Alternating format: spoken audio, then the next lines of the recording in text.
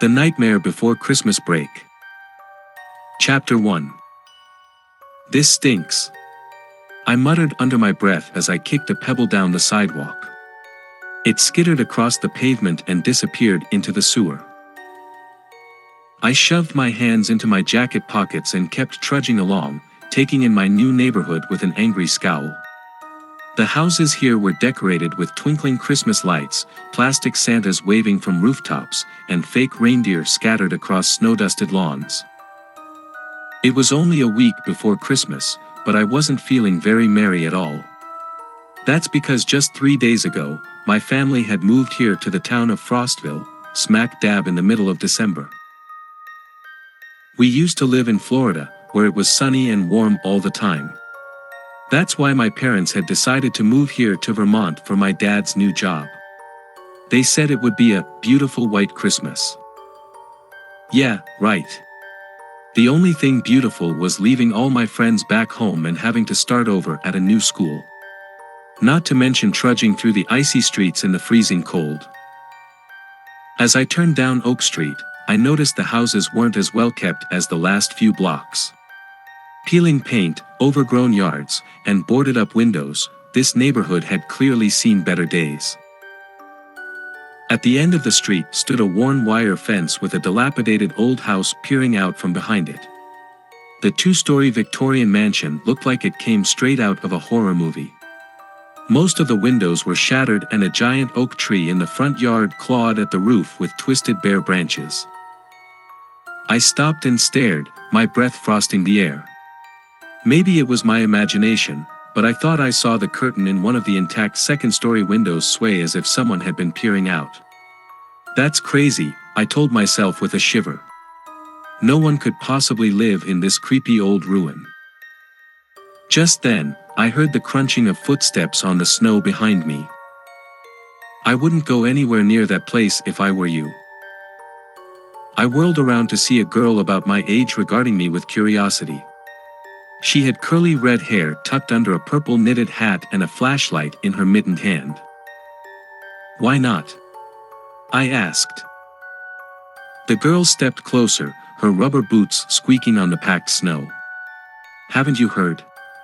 That's the old Crawford house. People say it's haunted." I gazed back up at the decrepit mansion looming behind the fence. Haunted? Yeah, there's all kinds of stories about that place. The girl shivered dramatically, though it wasn't from the cold. They say old man Crawford went crazy 10 years ago and murdered his whole family one Christmas Eve. Then he hung himself in the attic. Now his ghost still haunts the house, especially around the holidays. I felt goosebumps break out across my neck that had nothing to do with the chilly air. As much as I tried to tell myself it was just a silly story, there was something undeniably creepy about this abandoned old house.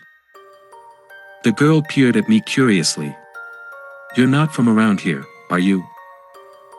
"No, my family just moved here from Florida." I sighed. "I'm Billy." "Well, nice to meet you, Billy from Florida." "I'm Amy." She smiled. "And welcome to the freakiest town in Vermont. Frostville isn't so bad once you get used to all the ghosts and goblins." I laughed uneasily. Amy was trying to scare me, I was sure, but something about the way the wind whistled through the gaps in the Crawford house's walls told me she wasn't entirely joking. This might be the worst Christmas ever, I thought miserably. But who knows? Maybe Amy was right, and Frostville could be an adventure after all. If only I could explore inside that abandoned old house. Chapter 2. The next day I found myself back on Oak Street, staring up at the looming Crawford house. I just couldn't stop thinking about what Amy had said about it being haunted. The rational part of my brain knew it was probably just an exaggerated legend meant to scare local kids. But there was another part of me that wondered, what if the stories were true? I glanced up and down the silent snow-lined street. No one else was around.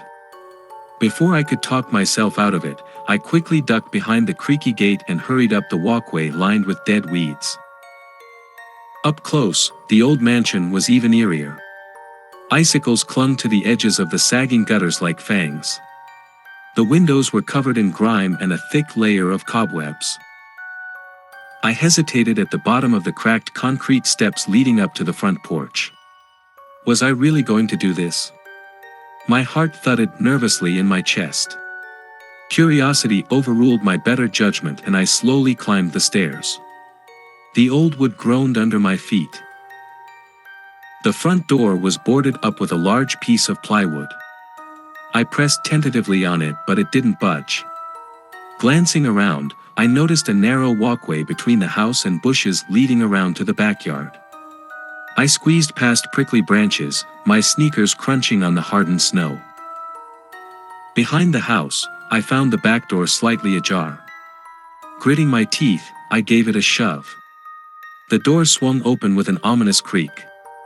Darkness loomed beyond the entryway. I took a deep breath. Well, I'd come this far. Steeling my nerves, I stepped inside. Immediately, I had to cover my nose from the stench of mildew and dust. My eyes adjusted to the dim light filtering through gaps in the boarded windows. I was in the kitchen, crumbling cabinets covered in peeling paint and rust. Cobwebs draped across the sinks and countertops like lace curtains. I crept slowly through the first floor, the floorboards groaning under my feet. In what was once a dining room, the table was still set with moth-eaten cloth and antique dishes, as if the family had sat down to dinner one night long ago and never returned. In the living room, the furniture was covered in white sheets. I peered underneath one and recoiled. The couch was stained dark red in places. It almost looked like... No. I shook my head, refusing to let my imagination run wild. Still, I couldn't suppress a shiver. There was something undeniably eerie about this long-abandoned house. I made my way cautiously up the creaking staircase. Cobwebs brushed across my face like whispery fingers as I peered down the second-floor hallway. Most of the doors were closed, except one that stood partially open. Heart pounding, I walked toward it. Inside was a child's bedroom, decorated with peeling wallpaper patterned with unicorns. Dust-coated dolls and stuffed animals sat arranged on the bed as if patiently awaiting the return of their owner. What terrible tragedy had befallen this family, I wondered with a pang of sadness. Had the stories of murder on Christmas Eve really happened? A loud thump sounded from somewhere above. I froze, breath catching in my throat. It was coming from the attic. I wavered on the landing. Every creak and groan of the old house suddenly took on a sinister feeling. The shadows skulking across the walls seemed to reach for me with clawed fingers. My nerve finally broke and I raced back down the stairs and out of the house. I didn't stop running until I was a block away, my heart pounding and snow seeping into my sneakers. Leaning against a tree to catch my breath, I looked back at the Crawford house in the distance. Maybe Amy was right and it was haunted after all. But I knew I had to go back. I had to unravel the mystery of what really happened there all those years ago. Next time, however, I wouldn't go alone. Chapter 3. Let me get this straight, you want us to go with you to sneak into the abandoned house that's supposedly haunted by a murderous ghost? My friend Kai stared at me like I was crazy. We were sitting with Amy at a table in the corner of our school's library. I knew you wouldn't believe me if I told you, I said. That's why I want you guys to see it for yourselves. Kai shook his head, his shaggy blonde hair swaying. Dude, this is nuts. Can't we just play video games at my place after school like normal? Oh come on, it'll be fun, said Amy. Her green eyes glinted eagerly behind her glasses. A real-life mystery to solve. I've always wondered if those stories about the Crawford house were true. This could be our chance to find out. I grinned, glad to have an ally in my investigation. Look, if you get too freaked out we can leave. But don't you want to at least check it out? Kai hesitated, tapping his fingers on the table. What if Old Man Crawford's ghost really does haunt the place? Or those weird noises you heard, what if it's something dangerous? Well, that's why I'm not going back alone this time. I lowered my voice, glancing around to make sure no one was eavesdropping. If we watch each other's backs, I think we'll be okay. Amy nodded eagerly. We shouldn't stay too long. Just long enough to find some clues about what happened to the family. We can even use my dad's old camcorder to document it. You've both lost your minds, Kai muttered. But I could tell his curiosity was starting to win out over his fear. So are you in or not? I pressed him. He groaned. Fine. But if we get eaten by a zombie or something, I'm never talking to you again. Amy and I exchanged a grin. We had him aboard our ghost hunt. That afternoon, the three of us approached the looming Crawford house. I felt braver tackling it in daylight and with backup. But when Kai saw the tombstone-like gate and weed-choked walkway, he froze. Guys, this is crazy. Let's just go. Don't chicken out already, Amy scoffed. She marched up to the front door and turned the rusty handle. To our surprise, it swung open with ease. Weird. I thought you said it was all boarded up. I frowned. It was a few days ago. A chilly breeze drifted out of the open doorway, scattering dead leaves across our feet. It was like the house had opened its mouth, beckoning us inside. Swallowing my nerves, I stepped over the threshold first. Amy followed, while Kai trailed reluctantly behind. Once in the entry hall, I pulled out my flashlight, flicking it around the cobwebbed interior. Where to first? Whispered Amy. The attic, I said. That's where I heard the noises last time. There's got to be something up there it wants us to find. The stairs groaned under our combined weight as we ascended slowly to the second floor. The hairs on my neck prickled, feeling like unseen eyes watched us from the shadows. At the end of the hall was a narrow door. I shone my light upward, illuminating a rectangle of darkness, the attic entryway. With trembling fingers, I pulled the cord dangling from the opening. A collapsible staircase unfolded. Kai gulped. There is no way I'm going up there. We'll just take a quick look, I urged. Come on. Before Kai could argue, Amy and I started climbing the rickety ladder stairs. I swept my flashlight beam around the wide, cold attic. There wasn't much furniture, just some old trunks and sheet-draped shapes I figured were disused furniture. But the far wall caught my eye. What's that? Amy whispered. I crossed the creaking floorboards, noticing that part of the wall was covered with scraps of paper.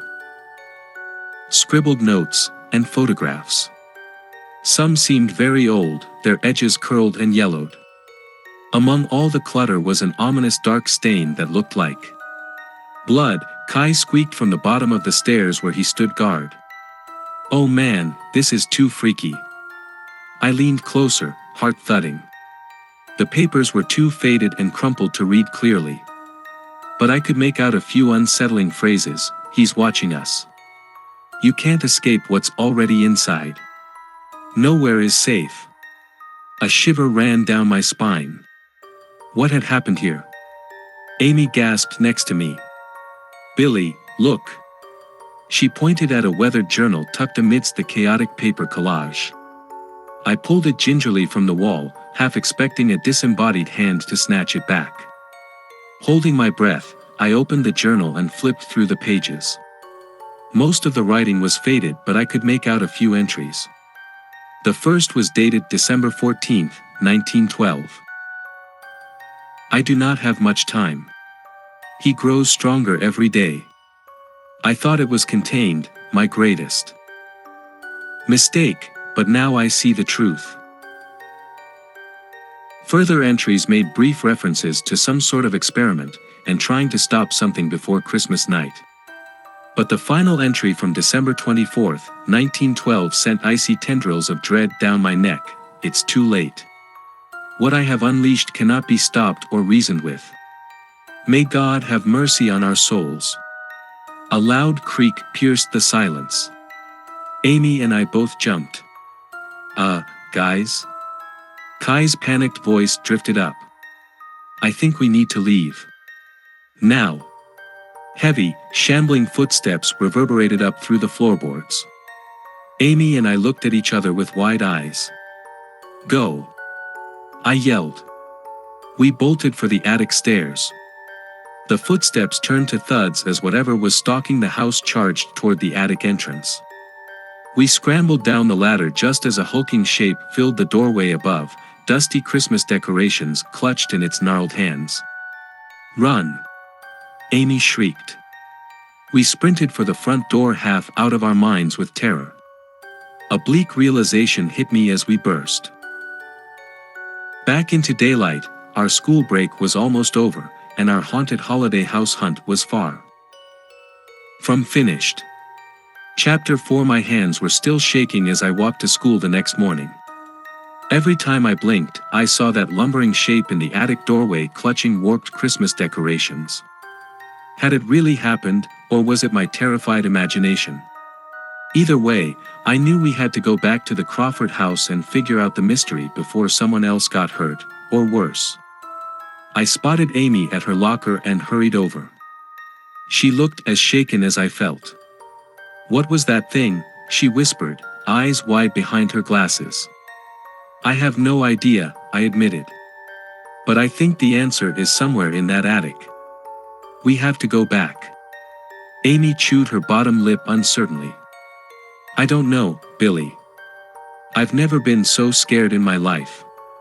I had nightmares all night that it was chasing me. Me too, I said with a shiver. But don't you want to know the truth? Before she could reply, Kai stumbled up to us. His face was pale and hair disheveled like he hadn't slept. Please tell me we're not going back to that house of horrors, he begged. We have to, I insisted. You saw that journal.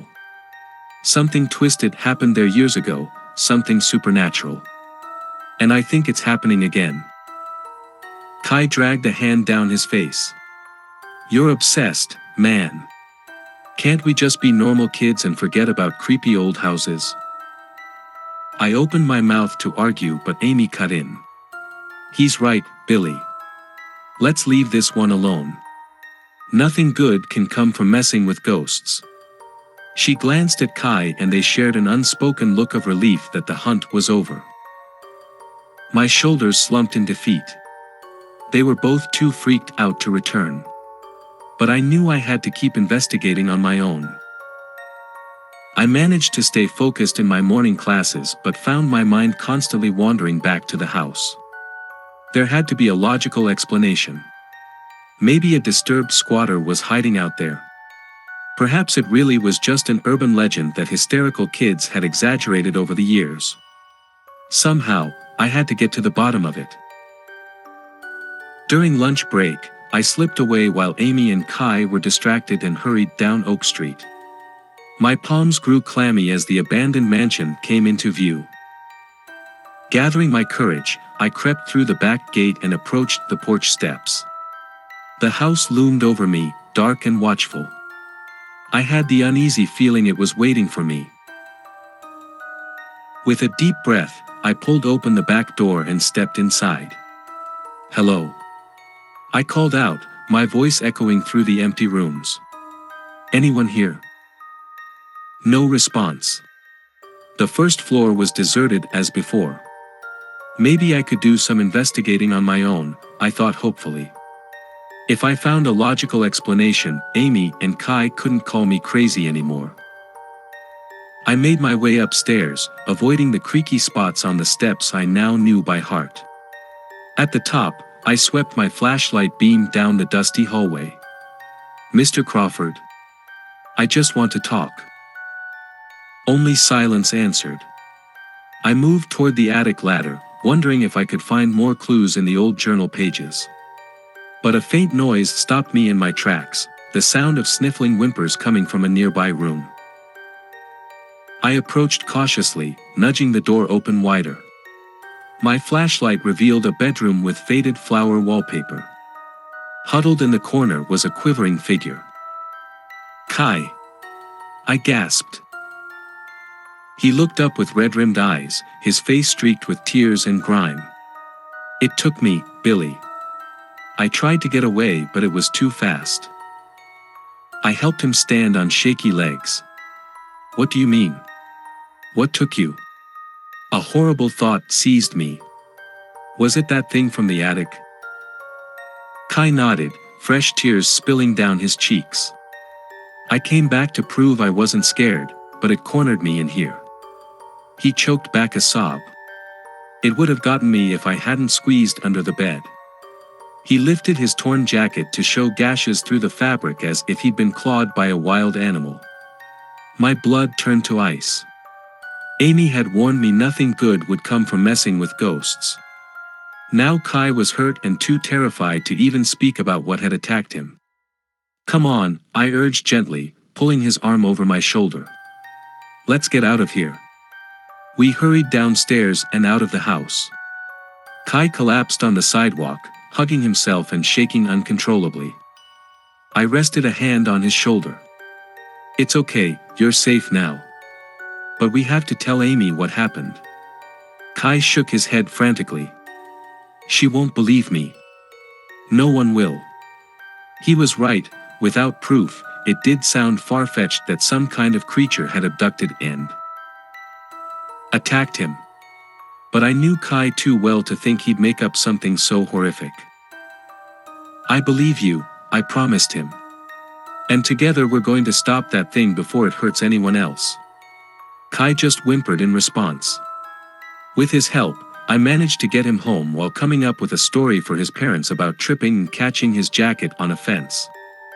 That night, I stayed up late reading online articles about the Crawford house.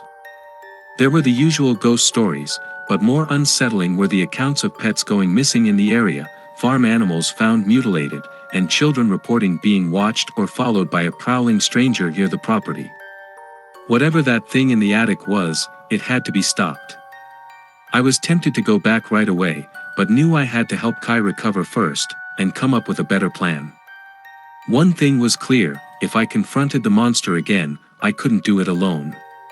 Chapter 5. The next day at school, I pulled Amy aside in the hallway between classes. "We have to talk," I said urgently. "It's about the house." Amy groaned. "Seriously, Billy, you need to let this go. That place is dangerous." "I know, but..." I hesitated, wondering how much to reveal. "Something bad happened to Kai there." Amy's eyes went wide. "What do you mean? What happened?" I quickly described finding a terrified Kai trapped in the abandoned house, his jacket ripped as if by claws. Amy gasped, hands flying to her mouth. "Oh my gosh. Is he okay?" "Physically yes, but he's really shaken up.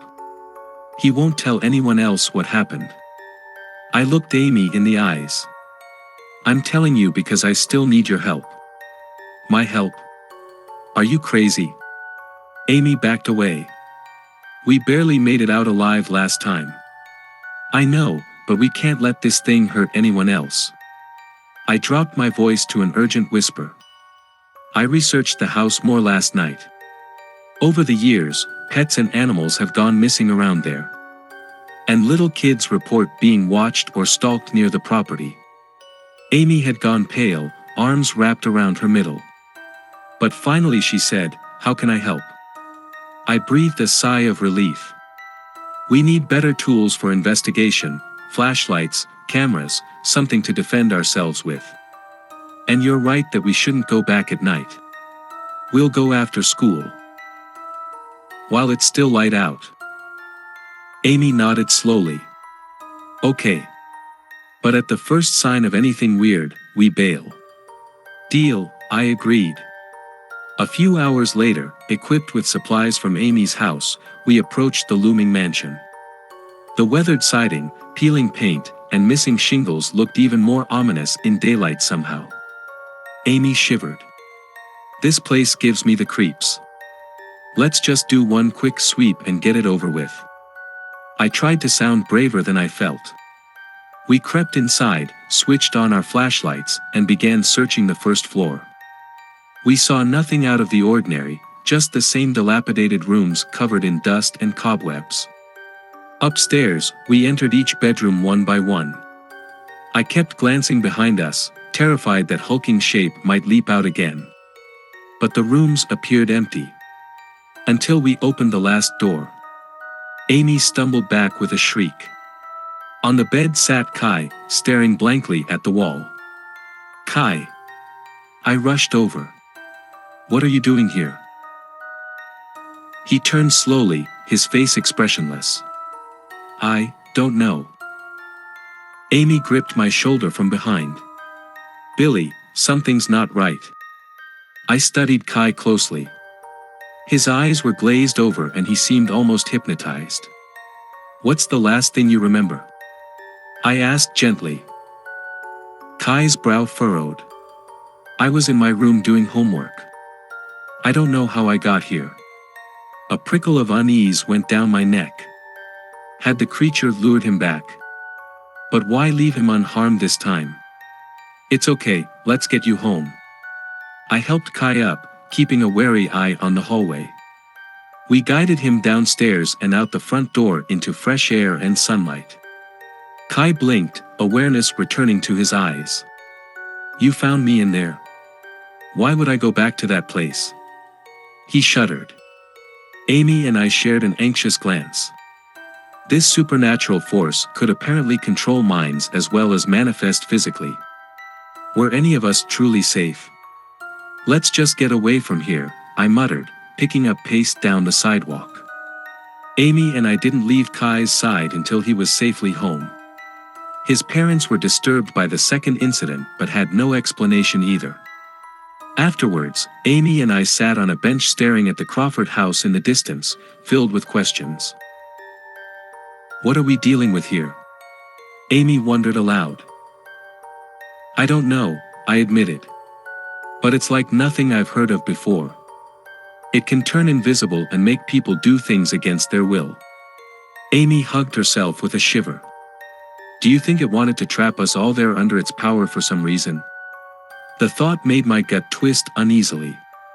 Let's just be grateful we escaped. But I have a feeling it's not done with us yet. I stood up. There's only one way to end this.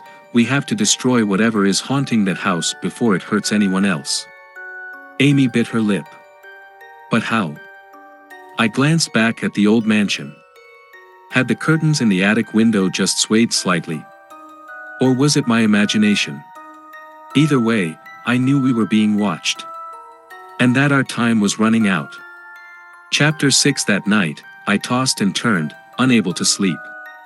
Every time I dozed off, I jerked awake from nightmares of being trapped in the abandoned house. The echo of heavy footsteps and shambling shapes lingered in my mind even after I opened my eyes. Exhausted, I pulled out my phone and scrolled through the photos Amy had taken earlier that day. The decaying interior of the Crawford house looked even creepier in the harsh camera flash against the darkness. One picture in particular sent a chill down my spine. In the attic, Amy had snapped a photo of the far wall covered in the chaotic collage of notes, photos, and that weird journal. The previous day we'd been too rattled to look closer. But zooming in now, I realized the entire wall was coated in writing, frantic and overlapping, as if scrawled by a maniac. I couldn't make out most of the faded letters, but a few phrases jumped out. It wears many skins. No one is safe. The snow will burn. A loud thump from my closet made me nearly drop the phone. Heart pounding, I leapt out of bed, flipped the light on, and flung open the closet door. Nothing but clothes and boxes. Must have been the house settling, I told myself, struggling to calm my breathing. Still, I couldn't shake the feeling that something was very wrong. I crept to the window and peered out at the silent snow-blanketed neighborhood. Everything looked normal. But as I scanned the street, a shadow near the street lamp caught my eye. I leaned closer to the window pane, squinting into the darkness. Two glowing eyes stared back from the front lawn. I scrambled away from the window, pulse racing. After a few seconds, I worked up the courage to peek outside again. The eyes were gone. I didn't sleep at all the rest of the night. The next day I could barely keep my eyes open in class. I decided to skip lunch and splashed cold water on my face in the restroom instead, trying to wake myself up. I still had no explanation for the watching eyes I'd seen. Or the noises in my room. Was I losing my mind? Or was the supernatural force from the Crawford house stalking me even here? I shut off the faucet and stared at my reflection in the dingy mirror. Dark circles ringed my bloodshot eyes. As I studied my haggard face, the overhead lights began to flicker. I glanced up uneasily.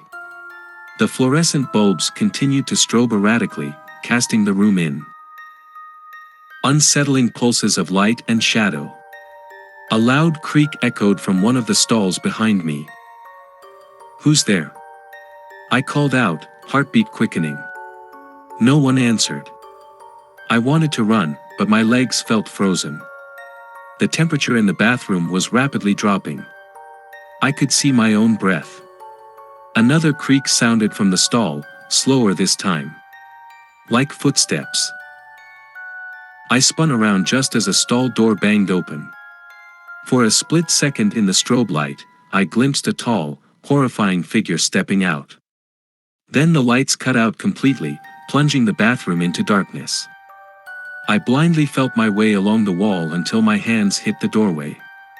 Fleeing into the hallway, I collapsed against the row of lockers, struggling to catch my breath. A few minutes later, the lights flickered back on.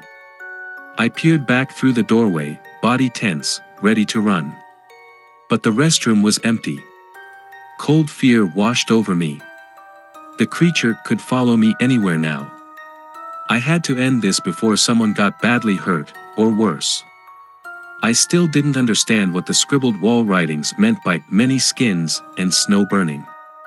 But I knew someone who might be able to help decipher them, my history teacher, Mr. Campbell.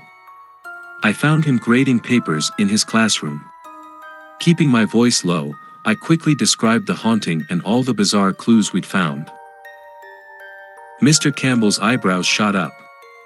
But instead of disbelief, his eyes held grave understanding.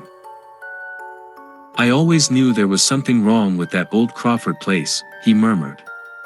"You're brave to have gone inside, but listen close, you must not return there, understand? I will handle this."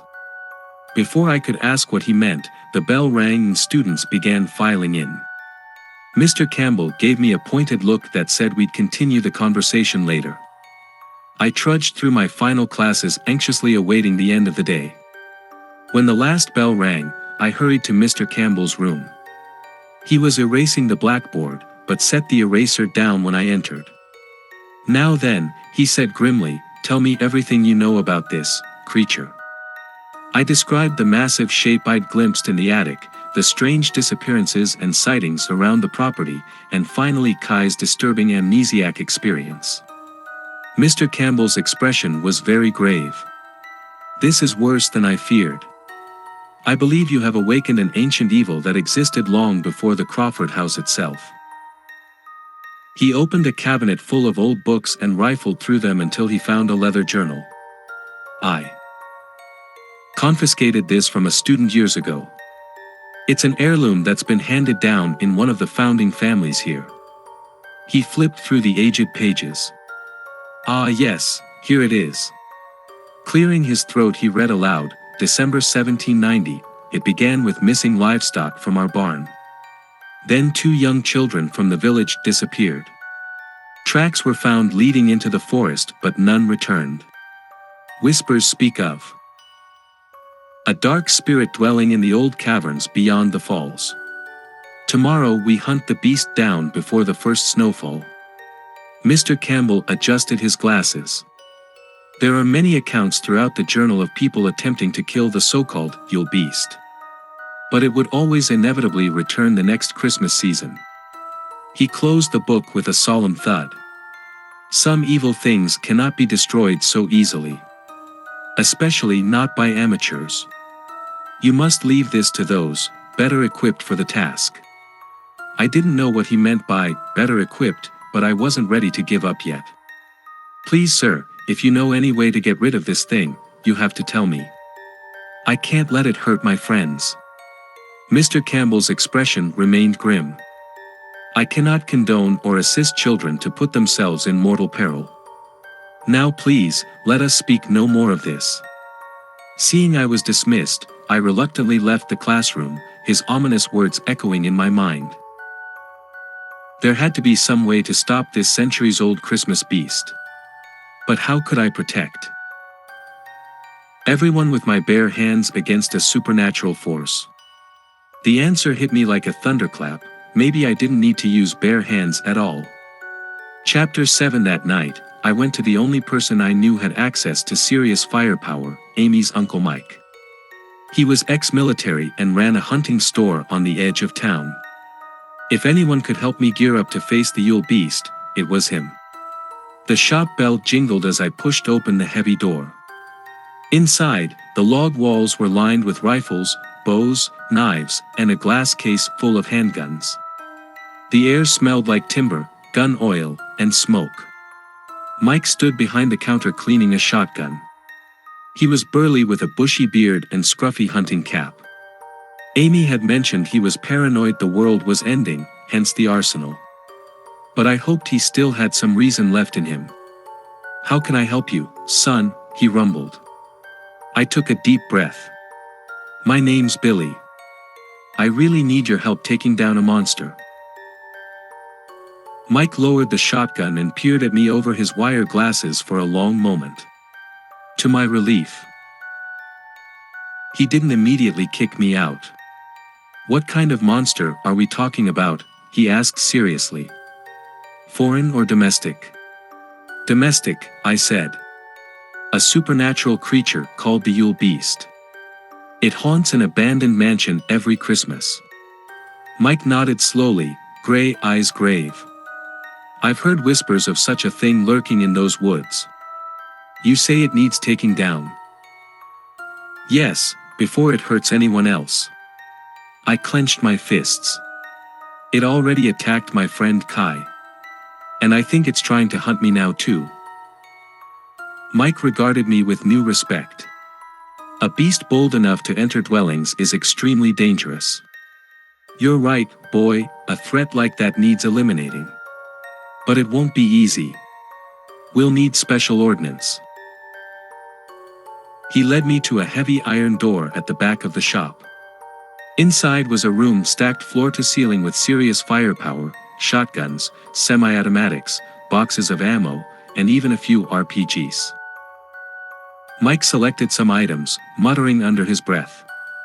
Cold iron rounds, consecrated salt shells, white ash stakes. Soon we had an arsenal of supernatural fighting weapons loaded into Mike's pickup truck. As we drove toward the abandoned mansion, he gave me a crash course in handling the modified guns. Remember, it may look solid but it's still a spectral entity. Hit it with iron, salt, or ash to disrupt its physical form. That should banish it for a time at least. I nodded, hands tight around the cold iron shotgun across my lap. The mantle of snow covering the dead grass and bare trees made the Crawford house look even more ominous looming against the night sky. Mike killed the headlights and engine a few houses down and we quietly approached on foot from the side yard. My heart hammered against my ribs. I could do this, I told myself. I had to end this tonight. We reached the back door. At Mike's signal, I kicked it open and swept inside, shotgun raised. The first floor was deserted as always. A thin coat of dust lay undisturbed on every surface. Mike gestured upstairs. We moved slowly through the halls, clearing each room. The house remained eerily silent. The Yule Beast was nowhere to be found. Until we reached the attic door. A draft of unnatural cold seeped from the cracks. I swallowed hard and Mike nodded before pulling the cord that lowered the ladder. With Mike watching my back, I climbed into the frigid attic, breath misting. The space appeared empty except for a few pieces of decrepit furniture. But I knew better. It was here, lurking somewhere in the shadows. I swept my light over the far wall, and stumbled back with a gasp. The entire surface was writhing, covered with an undulating mass of cockroaches. The skittering black shapes swirled and pooled into a humanoid form, clinging together unnaturally. 2 empty pits glowed from the vaguely man-shaped collection of insects. My skin crawled at the supernatural sight. "Mike!" I shouted. "It's here." Mike burst into the attic, took one look at the writhing roach creature, and opened fire. Iron rounds tore through the swarm, blowing huge chunks of it apart in explosions of roach bits. But the remaining insects simply flowed back together, the creature reforming before our eyes. It was almost on us now, reached out with segmented limbs. I blasted it point blank with the shotgun and it burst apart again, the attic raining bug guts. "Fall back!" Mike bellowed. We scrambled down the ladder just as the undying thing began to recoalesce, skittering and reforming like a tidal wave of chitin. We raced downstairs and fled into the moonlit yard where Mike's truck waited. As we peeled out down the street, I glanced back and saw an unnatural silhouette looming in the attic window, hollow eyes watching us escape. Mike's face was grim. "Well, you weren't exaggerating. That's the nastiest thing these old eyes have seen. Ain't never heard of a creature that could do that reforming trick either." I shivered, imagining fighting an immortal enemy of endless cockroaches. We were so outgunned. Now what do we do? Mike's voice hardened with determination. "Only one option left with an infestation that bad, we burn it down to the foundation." Over the next few days, I stayed vigilant for any signs of the creature stalking me again. But it seemed to be lying low after our violent confrontation. Maybe it needed time to regenerate fully, I thought with a shudder. Mike prepared for the destruction of the mansion, purchasing gallons of gasoline and other combustible chemicals. Our plan was simple: incinerate the eldritch abomination before it could hurt anyone else. On Christmas Eve morning, we sat parked down the street from the Crawford place finalizing our plans. The snow-laden neighborhood seemed eerily quiet, as if the world was already mourning what had to be done. Mike handed me a road flare. "I'll soak the exterior, then you toss this in. With any luck the whole place will go up quick." His normally hard eyes softened a bit. "I know destroying property ain't easy, but it's necessary to protect this town." "I know," I said. "I'm ready." And I was. I had to be. Because tonight only one of us was getting out alive. Chapter 8. Mike and I exited the pickup truck, the Crawford house looming before us. Our boots crunched through the freshly fallen snow as we approached, gasoline sloshing in the containers we carried. This was it. After tonight, the Yule Beast would haunt Frostville no more. Mike circled the perimeter, dousing the outside walls while I sprinkled gas along the porch and steps. The fumes stung my nose and made my eyes water. But I barely noticed, focused on the task at hand. Once the exterior was thoroughly soaked, we moved inside. The old floorboards creaked under our feet as we splashed accelerant throughout the downstairs rooms. I tried not to look too closely at the abandoned furnishings and decaying family photos. It was tragic this home's history had to end like this. But the evil lurking inside left us no choice. Upstairs, we doused each bedroom before approaching the attic door. I hesitated, shotgun gripped tightly in my hands. So far the house had been eerily quiet.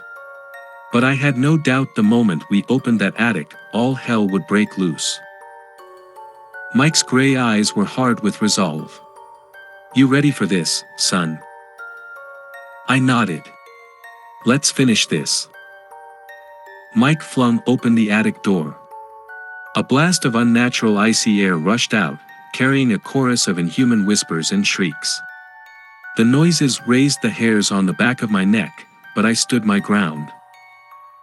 Gritting my teeth, I climbed into the freezing attic, clouds of breath pluming from my mouth. Mike followed close behind. There near the far wall, the roiling insectoid shape waited, pale limbs twitching and convulsing. Up close, I could see beetles, spiders, and centipedes writhing within the foul amorphous form. Its empty white eyes focused on us and it released an angry, chittering roar. The unearthly sound rattled the inside of my skull, but I forced back my fear and revulsion. As the creature lunged, I opened fire, blasting chunks out of it in bursts of black blood and shrapnel. It staggered back momentarily. Mike quickly doused it with gasoline, the creature's frenzied movements splashing the accelerant all over the attic floor. We needed to retreat and ignite the blaze, but the creature recovered quickly, blocking access to the ladder. A segmented arm lashed out, razor mandibles snapping inches from my face. I blew the limb off with the shotgun, splattering myself with ichor. "The window!" Mike shouted over the screams. "We'll have to jump." I blasted the attic window apart while Mike fended off slashes from the creature's remaining limbs. He was right, we were trapped and had seconds to get out. I tossed my shotgun out onto the snow below, then crawled out onto the steeply sloped roof. The icy shingles instantly numbed my hands and knees. 10 feet below, jagged pavement awaited. With no time for hesitation, I slid down the roof feet first and pushed off the edge, managing to turn the fatal drop into an awkward tumbling roll in the snow. Agony jolted through my ribs and shoulder as I landed, but nothing felt broken. I regained my feet with a pained groan just as Mike came barreling out the window himself, hitting the ground with a grunt. He rose quickly, fishing the road flare from his coat pocket with a wild look in his eyes. "Burn, you son of a!" The rest was lost in a deafening boom as he fired the flare straight into the open attic window. For a split second I glimpsed the writhing creature consumed by flames. Then the attic exploded, shattering windows as a fireball mushroomed into the sky. Mike and I sprinted for cover as debris rained down around us. We dove behind the pickup truck just as the front porch collapsed in an eruption of sparks. Soon the entire Crawford house was ablaze, flames and smoke pouring from the windows in billowing black clouds. The frigid night air shimmered with intense heat as decades of sinister secrets went up in unholy fire. Panting, I stared into the ravenous inferno consuming the abandoned mansion. "Is it over?" I breathed. "Is the Yule Beast finally dead?" Mike's eyes reflected the dancing flames. "Nothing could survive that hellstorm. You did it, son. Frostville is safe again thanks to you." Despite my aching body, relief washed over me. We had won. The nightmare was finally over. Mike drove me home where I collapsed into bed, exhausted. My dreams were filled with the soothing crackle of burning timber and melting snow. When I woke Christmas morning, sunlight streamed through my windows, the first light of a new day. Downstairs, my family was gathered in our pajamas around the twinkling tree. Their familiar smiles warming me more than any fire. Later, we bundle up, it's a cold one. Chapter 9. Christmas Day dawned clear and cold. Snow blanketed the neighborhood, blotting out the charred remains of the Crawford house. Standing at my bedroom window with a mug of hot cocoa, I allowed myself a small smile. The Yule Beast was gone for good. I was ready to head downstairs when breaking news flashed across my TV screen. A reporter was speaking urgently against a backdrop of swirling snow and police lights. Officials have no leads yet in the bizarre attack that has left Frostville in shock on Christmas morning. My stomach dropped. Attack? Just hours ago, the reporter continued, a beloved community event, the Frostville Snowman Contest, became the scene of tragedy. Participants awoke to find their holiday snowmen had apparently come to life overnight and gone on a rampage. Several people were hospitalized with injuries and 2 snowmen are still missing. I stared open-mouthed as the screen showed ravaged contest scenes of splintered icy limbs, crushed powdery bodies, and enormous footprints leading off into the woods.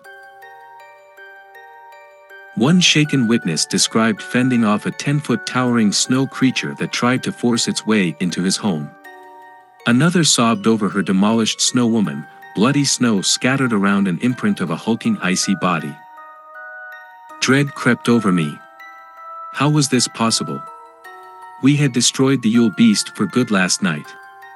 There was no way it could have resurrected and possessed an army of snowmen overnight, right? The reporter's voice jarred me from my thoughts. Authorities are instructing all citizens to remain indoors until... His voice cut out as the power died, plunging my room into cold gloom. Icy dread snaked down my spine. If the Yule Beast had somehow returned, nowhere was safe. I had to find my family. I crept downstairs in the dark, empty house.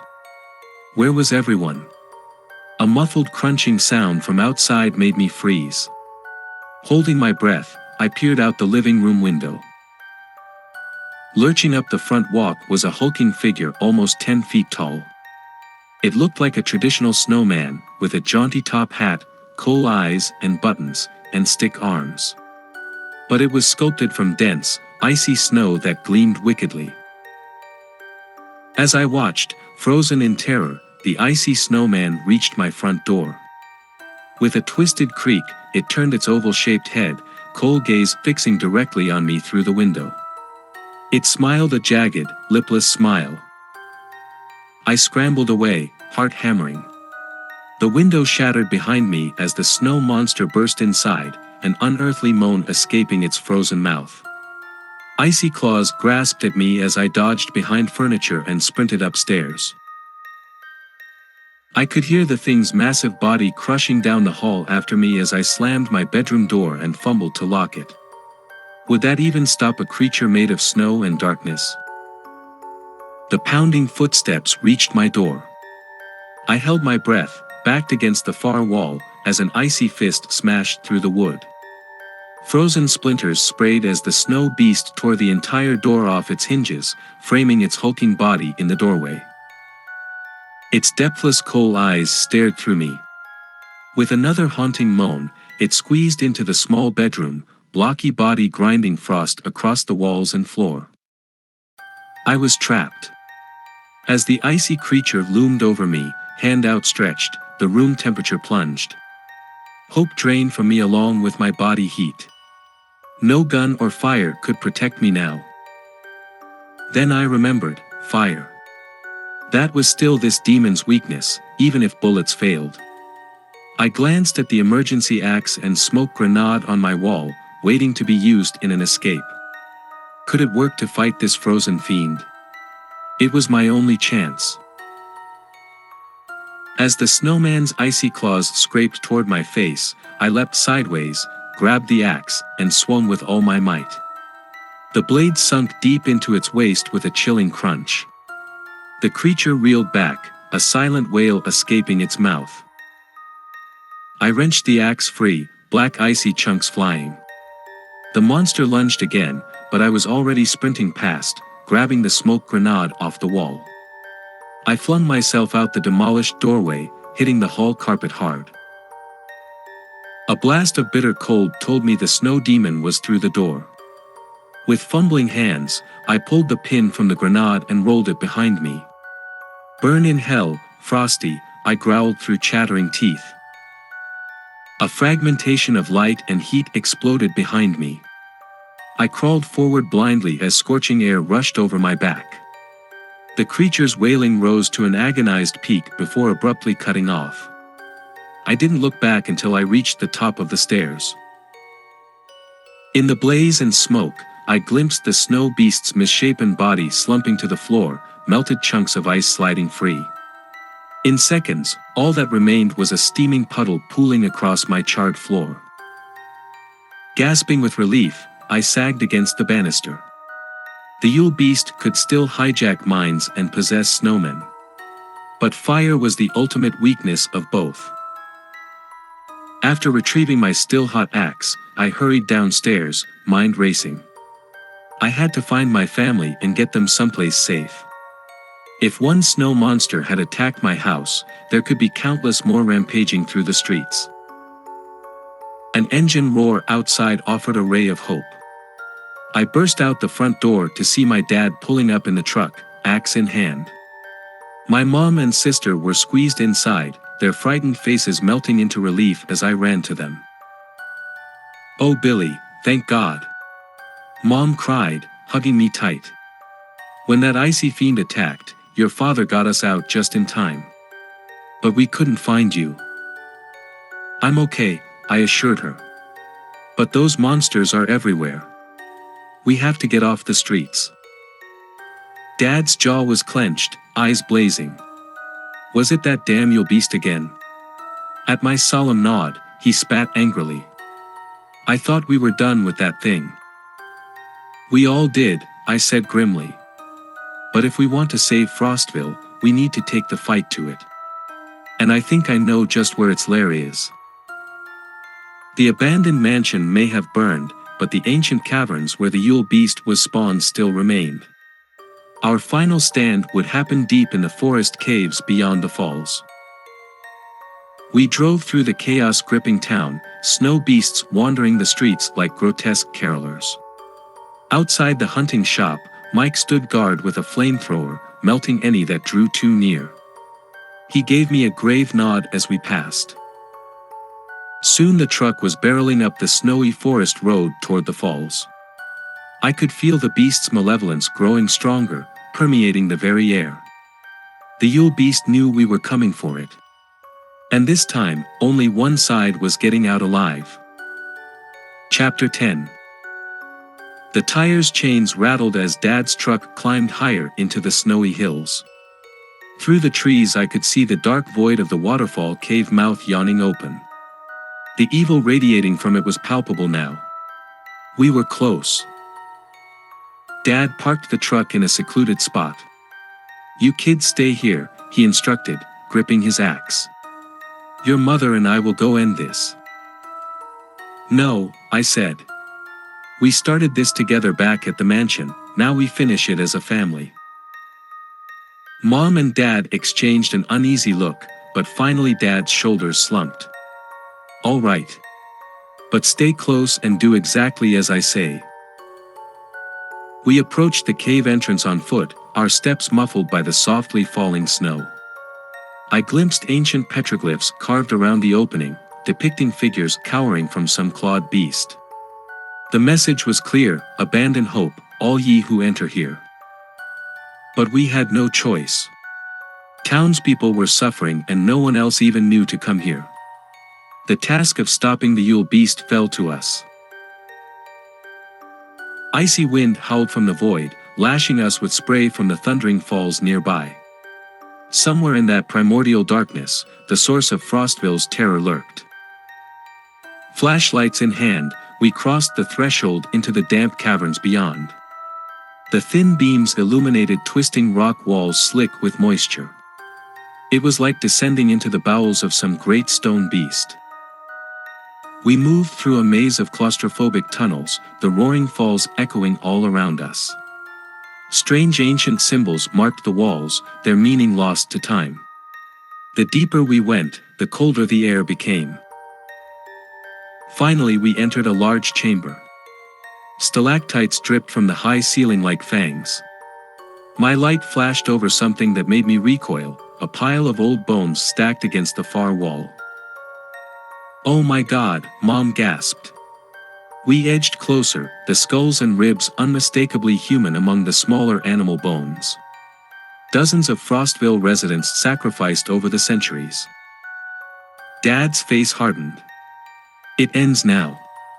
That thing will never claim another innocent life. A blast of unnatural ice lanced through the chamber. We all shivered violently as the temperature plunged. A chorus of inhuman screams echoed from the tunnels, making my skin crawl. It was coming. A shuffling noise grew steadily louder until a tall shape shuffled into view, as if composed of living darkness. Its red eyes smoldered with ancient evil. Dad and I stepped forward, weapons raised. Axe and shotgun glinted coldly in the flashlight beams. The demon paused, surveying us with those burning coals. When it spoke, its voice was a raspy whisper that slithered into my mind. Mortal fools, you only prolong the inevitable. I am this land's original darkness, cold and endless as the winter itself. You cannot destroy me. We'll see about that, Dad growled. This winter ends tonight. With an ear-piercing shriek, the beast charged, snapping dagger-like teeth. Dad rolled aside as I blasted it point-blank with the shotgun. The iron rounds tore through the inky flesh, spraying vile ichor. The creature staggered back with an enraged howl. Before it could recover, Mom dashed forward and swung her hatchet, hacking off one of its claws. "You'll never torment our town again," she yelled fiercely. The thing rebounded with terrifying speed, scythe-like talons slicing. We barely managed to avoid being disemboweled, the razor claws grazing past our skin. Panting, we reformed our circle, searching for an opening to attack.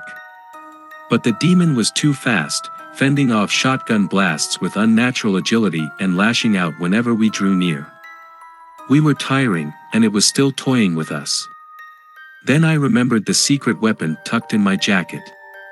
"Keep it distracted," I yelled. As Dad and Mom attacked from either side, I grabbed the road flare from my coat.